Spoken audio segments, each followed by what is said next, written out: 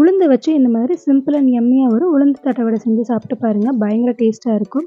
நம்ம பாடிக்கு தேவையான protein, potassium, calcium, also some minerals and விட்டமின்ஸ்லாம் இந்த உளுந்தில் இருக்குது.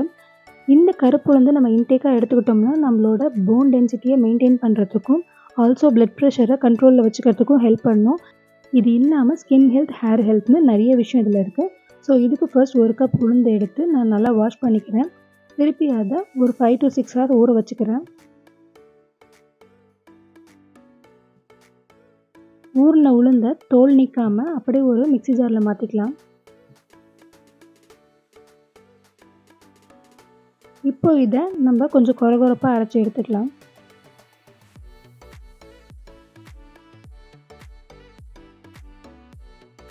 எடுத்ததை ஒரு பவுலில் ட்ரான்ஸ்ஃபர் பண்ணிக்கோங்க. இது கூடவே கொஞ்சமாக மிளகுத்தூள்,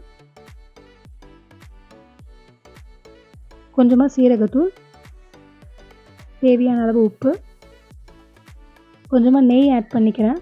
நெய்க்கு ஆல்டர்னேட்டாக நீங்கள் நல்லெண்ணெய் கூட யூஸ் பண்ணிக்கலாம்.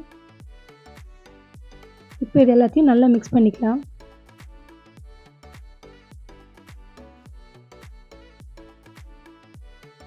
நல்லா மிக்ஸ் பண்ணிவிட்டு இந்த மாதிரி ஒரு பிளேட்டில் நான் இதை தட்டி எடுத்துக்கிறேன். பிளேட் இல்லைன்னா வாழை இலை கூட யூஸ் பண்ணி தட்டிக்கலாம்.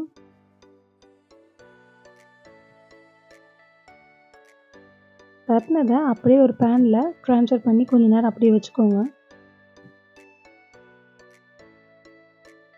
கொஞ்ச நேரம் கழித்து எடுத்திங்கன்னா இந்த மாதிரி ஷேப் உடையாமல் வந்துடும். இப்போ இதை கொஞ்சமாக எண்ணெய் ஆர் நெய் ஊற்றி திருப்பி போட்டுக்கோங்க.